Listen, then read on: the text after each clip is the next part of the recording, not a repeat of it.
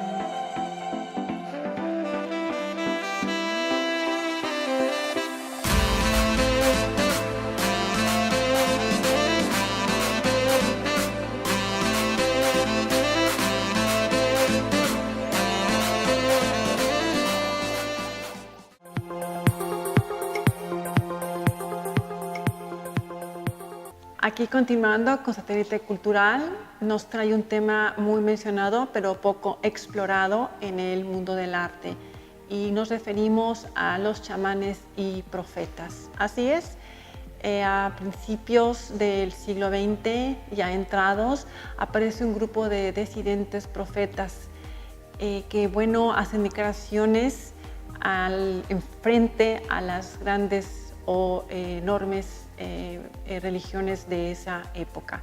Así es, haciendo declaraciones, cambios en cuanto a la estructura social, económica, social y política. Este grupo de artistas, o no de artistas, es un grupo de pensadores, tendían a vivir en convivencia con el ecosistema. Muchos de ellos eran vegetarianos, también eran homeópatas. Así es, este grupo se forma y empieza a dar unas ciertas ideas diferentes de lo que es el hombre.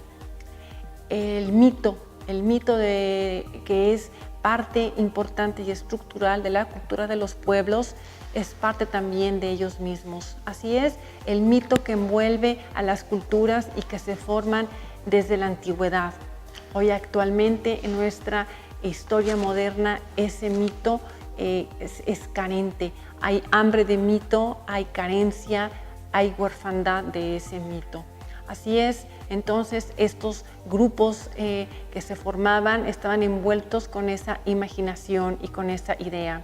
Podemos poner dos casos interesantes de mito y de profetas o chamanes. Uno es Dionisio y el otro Zaratustra. Así es, el primero, Dionisio, bueno, nos envuelve con el velo del olvido y en las bacanales.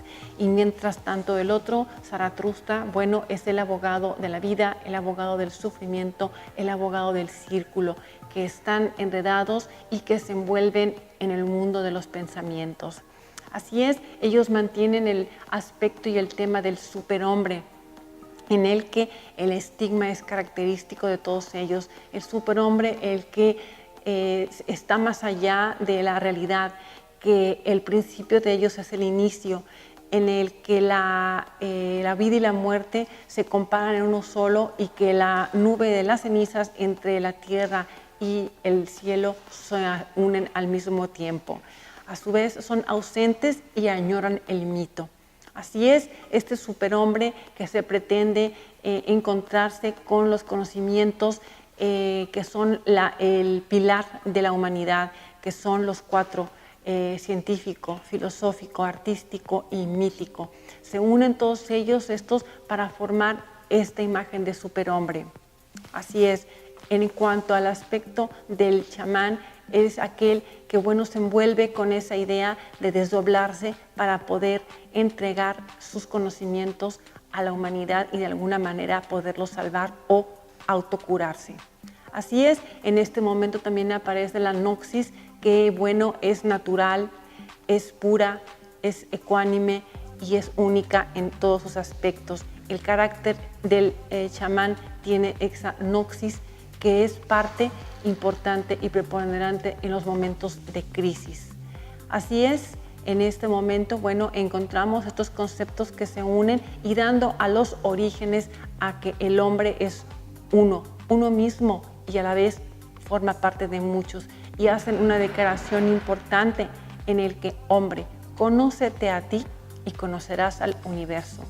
Así es, esto es lo más importante de toda esta estructura y de todo este análisis filosófico entre los chamanes y los profetas, que ellos mismos tienen que conocerse para poder conocer al universo. Y eso es lo que nos intentan enseñar estos profetas, estos chamanes que han existido en nuestro tiempo y que están con ese estigma y que se envuelven en un mito en el que, se conjuga también que se visten, se mueven y se transforman de una sola manera. Han habido ejemplos importantes durante el tiempo y en nuestra historia. Así es. En el caso de los artistas plásticos, tenemos dos ejemplos que podemos muy bien sustentar.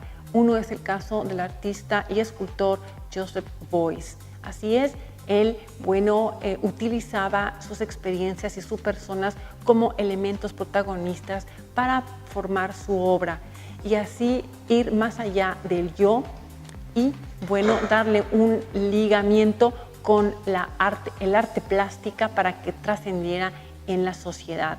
Así es, Joseph Beuys, como sabemos, sus orígenes y sus formaciones eran de católico-cristianas, en la que utiliza los elementos simbólicos muy importantes en las religiones para presentar sus obras, sus happenings, sus fluxos, sus actions que él utilizaba. Uno de los elementos importantes que utilizó Beuys fue fundamentalmente la cruz para representar el sufrimiento cristiano. Aunque en su época fue muy juzgada por la Iglesia y no aceptada su obra, él lo que pretendía era demostrar ese sufrimiento del cristianismo. Poco a poco él se alejó de esta creencia y englobó un todo en una misma creencia. Lo podemos ver, por ejemplo, en la obra de Manrese de 1966, en la que él plantea aquí la separación entre Occidente y Oriente, que él siempre sustentaba esa unión entre las dos partes, Oriente y Occidente, y también plantea aquí la figura y la cruz de Platón. Así es, el artista Joseph Beuys fue determinante, fue una figura chamánica que él también mismo se reestructuró, se reformó, muriendo dos veces, es decir, tuvo dos accidentes muy importantes en su vida, uno en Crimea, en donde los tártaros lo hicieron su función como de chamanes y lo revivieron, y la otra fue aquí en España, en donde también sufrió una crisis física muy importante.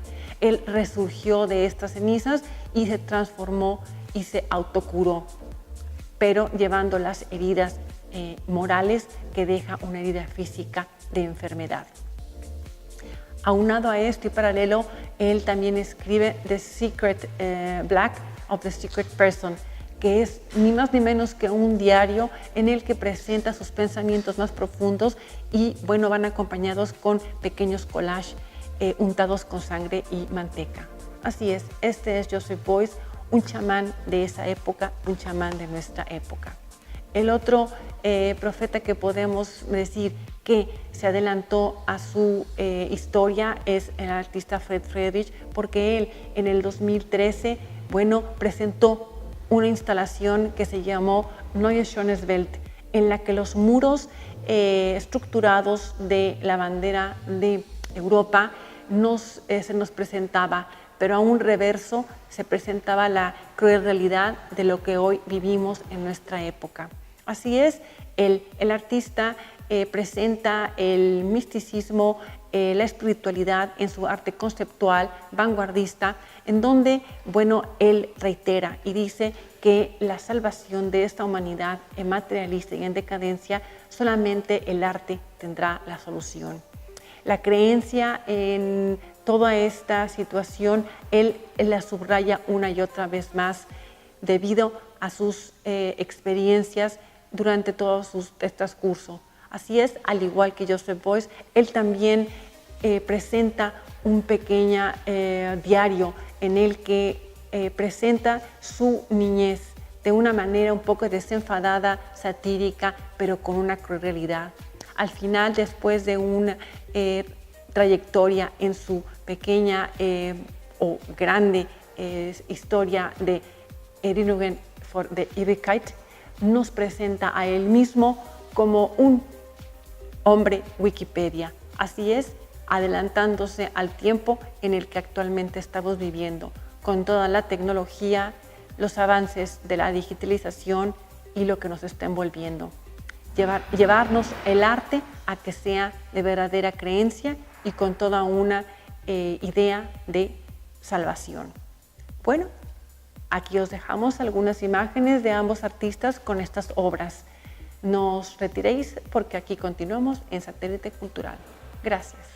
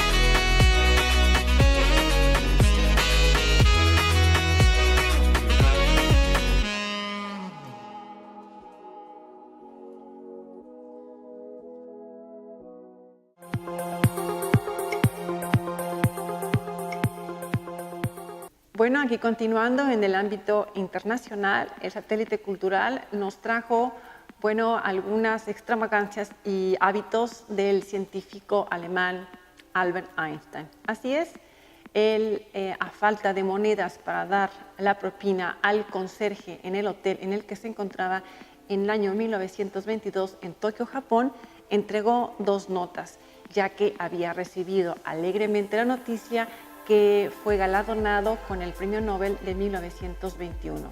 Bueno, en vista de que no tenía las monedas, le hizo estas 2 notas. A saber, la primera le puso: una vida humilde y tranquila trae más felicidad que la persecución del éxito y la constante inquietud que implica.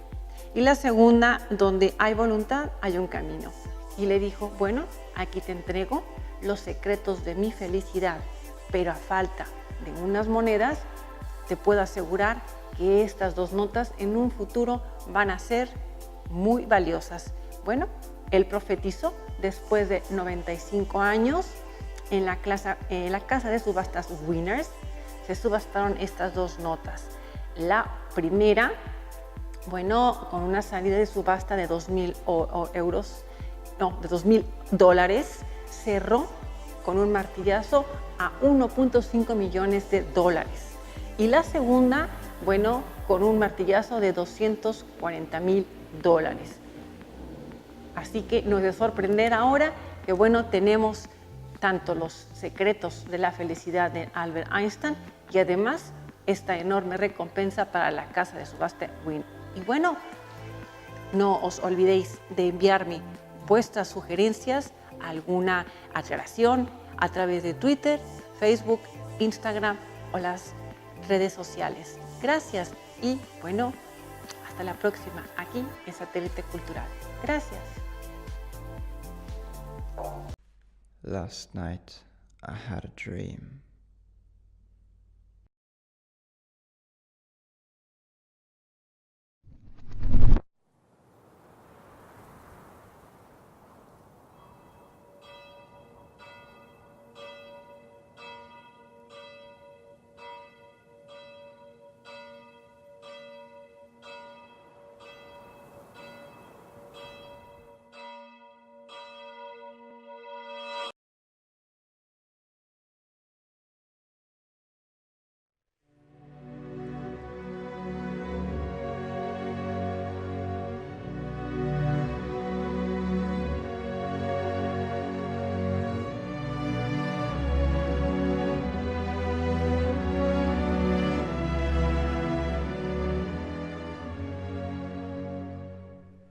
Last night I had a dream.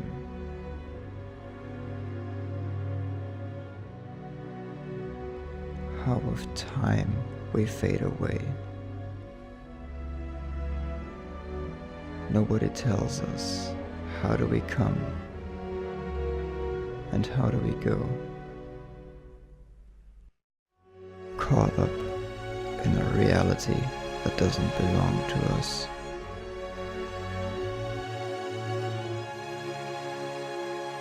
Consumed by time.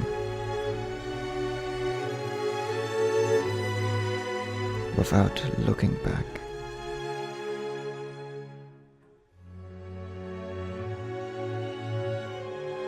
Compelled to go forward.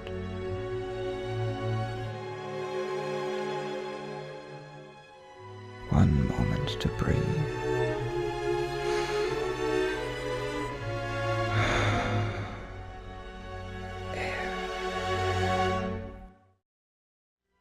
It seemed like a countdown, and with every step and step, one steps away from the beginning, approaching the end. That line on the horizon.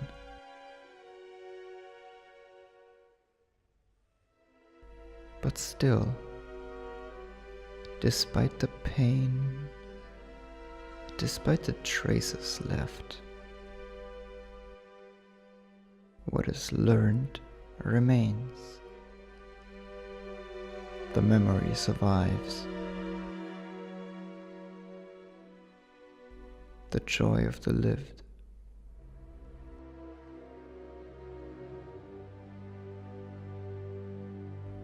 Love, life, happiness.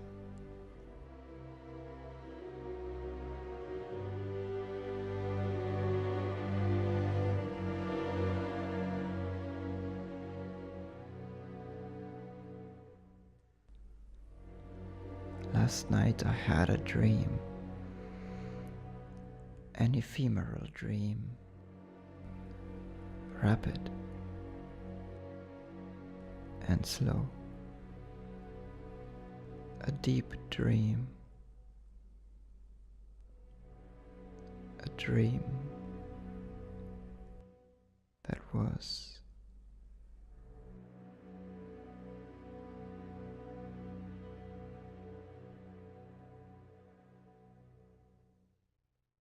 Eternal.